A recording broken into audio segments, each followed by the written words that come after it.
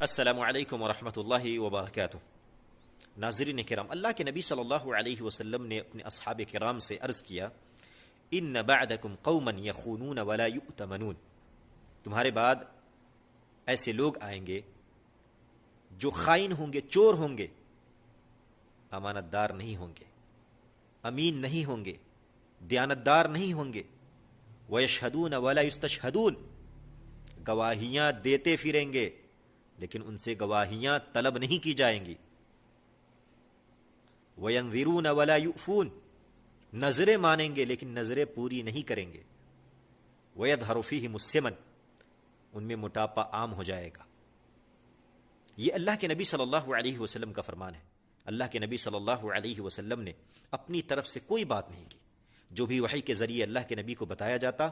اللہ کے نبی صلی اللہ علیہ وسلم اپنے اصحاب کرام کو باخبر کرتے تاکہ لوگ